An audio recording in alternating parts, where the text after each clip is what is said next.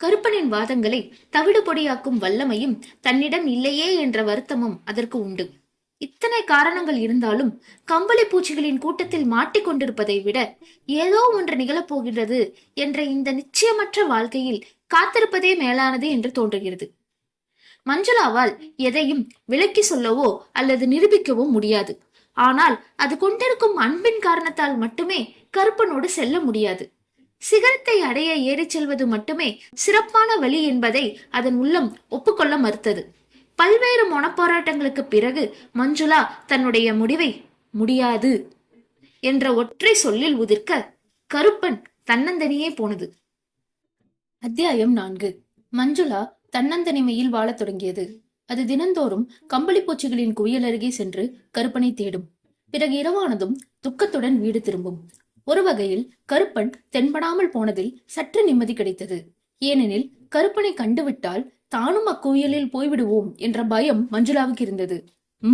கூடாது, அதுபோல் செய்யக்கூடாது. சில சமயம் எதுவுமே செய்யாமல் காலம் கழிப்பதை விட ஏதோனும் ஒன்றை செய்ய வேண்டும் என்று மஞ்சுளாவுக்கு தோன்றும். நான் எதற்காக பிறந்தேன், என்ன செய்வதற்காக வாழ்கிறேன், ஒவ்வொரு கணமும் ஒவ்வொரு மாதிரியாக தோன்றுகிறதே என்றெல்லாம் வாய்விட்டு அரற்றும். இப்படி பல மாதிரியாக குழம்பி இறுதியாக இப்படியே இருந்தால் எதுவுமே நடக்காதென்று தீர்மானித்துக் கொண்டு தனக்கு பழக்கப்பட்ட இடங்களிலிருந்து விலகி தூரத்து பகுதிகளை நோக்கி புறப்பட்டு போனது. சில நாட்கள் பயணம் செய்த மஞ்சுளா ஒரு நாள் சாம்பல் வண்ண கம்பளி பூச்சி ஒன்று மரக்கிளையில் தலைகீழாக தொங்கிக் கொண்டிருந்ததைக் கண்டு வியப்படைந்தது. அந்த பூச்சி ரோமங்களாலான பொறியொன்றில் சிக்கிக் கொண்டிருப்பதாக தோன்றியது. நீ ஏதோ ஒரு ஆபத்தில் மாட்டிக் கொண்டிருக்கிறாய் என அஞ்சுகிறேன், வேண்டுமானால் நான் உதவுகிறேனே என்று மஞ்சுளா சொன்னது. வேண்டாம் பெண்ணே, எனக்கு இடைஞ்சல் ஏதும் ஏற்படவில்லை. மாறாக நான் ஒரு பட்டாம்பூச்சியாக மாறுவதற்கு பயணப்பட்டுக் கொண்டிருக்கிறேன். மஞ்சுளாவின் இதயத்தில் ஆனந்த மின்னல் பளிச்சிட்டது. ஆஹா, அந்த மர்மம் நிறைந்த வார்த்தை என்ற திணறலுடன் எண்ணமிட்ட அது, பட்டாம்பூச்சியா, அப்படி என்றால் என்ன என்று வினவியது. அதுதான் உன்னுடைய உண்மையான சொரூபம், முடிவான வடிவம். அந்த பருவம் அழகுமயமான இறகுகளால் சிறகடித்து பறந்து வானையும் மண்ணையும் ஒன்று சேர்க்கும். அது தேனை மட்டுமே உட்கொள்ளும் அன்பின் விதைகளை ஒரு மலரிலிருந்து மற்றொரு மலருக்கு கொண்டு போய் சேர்க்கும். பட்டாம்பூச்சிகள் மட்டும் இல்லை என்றால் இவ்வுலகில் பூக்களே இருக்காது. நீ சொல்வது சுத்த பொய். மஞ்சுளா கொந்தளிக்க கூச்சலிட்டது. நாமோ ரோமங்கள் அடர்ந்த சாதாரண புழுக்கள். இந்த உடலில் இருந்து அழகான பட்டாம்பூச்சி வருமா? சரி, அப்படியே கொண்டாலும் அந்நிலையை அடைவது எவ்விதம்?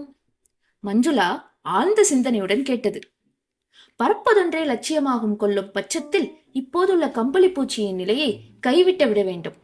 சாம்பல் வண்ண பூச்சி நிதானமாக பதிலளித்தது.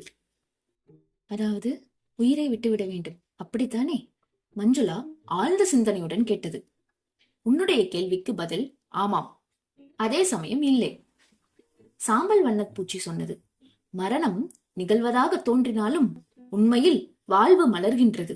அதாவது உயிரொன்று வேறொரு மாற்றத்தை கொள்கிறது. மாறாக மறைந்து போவதில்லை. பட்டாம்பூச்சியாக மாறாமல் மடிந்து போவதை விட இது சற்று மேலானதாக தோன்றவில்லையா?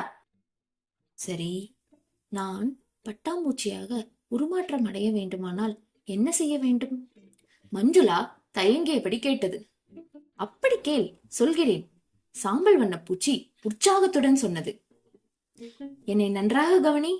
நான் ஒரு பட்டாம்பூச்சி கூடொன்றை உருவாக்கி கொண்டிருக்கிறேன். இக்கூட்டுக்குள் நான் மறைந்து கொள்வதாக தோன்றும்.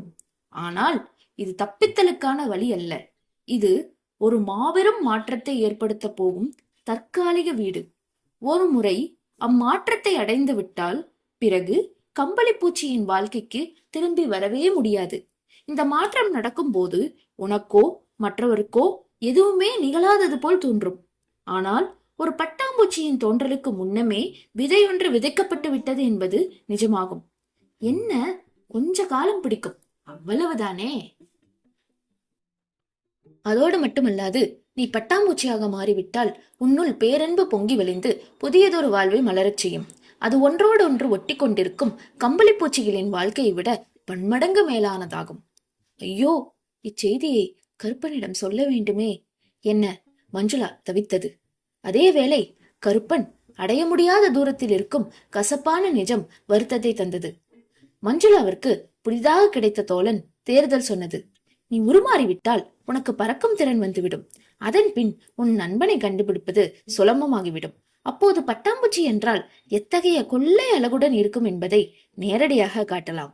ஒருவேளை உன் நண்பனுக்கும் அப்படி மாற வேண்டும் என்ற விருப்பம் பிறக்கக்கூடும். மஞ்சுளாவின் இதயமோ வேறொரு வழியால் வெடித்துவிடும் போலாகிவிட்டது. ஐயோ, ஒருவேளை கருப்பன் திரும்பி வரும் நேரம் நான் இல்லாமல் இருந்து விட்டால், என் புதிய உருவை இனங்காண முடியாவிட்டால், அது கம்பளிப்பூச்சி நிலையிலேயே இருப்பதென்று முடிவு கட்டிவிட்டால். இப்போதைய பருவத்தில் குறைந்தபட்சம் உண்பதும் உறங்குவதுமாய் இருந்தோம். ஏதோ ஒரு வகையில் அன்பை பரிமாறிக்கொண்டோம். ஆனால் 2 கூடுகள் ஒன்றோடொன்று பேச முடியுமா? பழகத்தான் முடியுமா? தவிர அதை பார்த்தாலே அசிங்கமாக தோன்றுகிறதே. மஞ்சுளா இருதலை கொள்ளி எறும்பாக தவித்தது. நாம் ஒரு அழகான பட்டாம்பூச்சியாக உருவெடுக்க முடியுமா என்று உறுதியாக தெரியாத பட்சத்தில் இப்போது கைவசம் இருக்கும் ஒரே ஒரு உயிரை பணயம் வைப்பது எப்படி? இந்த அளவு அவநம்பிக்கை இருந்தாலும் அந்த உன்னத மாற்றத்தை அடைய முடியும் என்ற சொல்லும் மற்றொரு பூச்சியை மஞ்சுளா சந்தித்து விட்டது. ஒருவேளை அந்த நம்பிக்கை தனக்குள்ளும் இருக்க வேண்டும். அப்படி இல்லை என்றால் அது கோபுரத்திலிருந்து கீழிறங்கி வந்திருக்காது. இவ்வாறு மஞ்சுளா பலவாறு சிந்தித்துக் கொண்டிருக்கும் வேளையில் மரத்தில் இருந்த சாம்பல் வண்ண கம்பளி பூச்சி கூடு கட்டுவதில் மும்முரமாக இருந்தது. இறுதியாக தன்னை முழுவதுமாக மூடிக்கொள்ளும் முன் மஞ்சுளாவை பார்த்து சொன்னது. பட்டாம்பூச்சியாக ஆவது நிச்சயம். அப்படி நீ ஆகி வரும் நாளுக்காக நாங்கள் காத்து கொண்டிருப்போம். கடைசியில் மஞ்சுளா முடிவு கட்டி கொண்டது. என்னதான் ஆகிறது என்று பார்த்து விடுகிறேன். பின்னர் தன்னுள் தைரியத்தை வளப்பளிப்பதற்காக சாம்பல் வண்ண பூச்சியின் கூட்டுக்கு பக்கத்திலேயே தன்னுடைய கூட்டை உருவாக்க தொடங்கியது. ஆஹா, இப்படிய காரியத்தை என்னால் செய்ய முடியும் என்று கற்பனை கூட செய்து பார்த்ததில்லை. ஆக நான் சரியான பாதையில் சென்று கொண்டிருக்கிறேன். கூட்டை உருவாக்கும் வித்தை என்னுள் இருக்கிறதென்றால் பட்டாம்பூச்சிக்கான வித்தும் இருந்தாக வேண்டும்.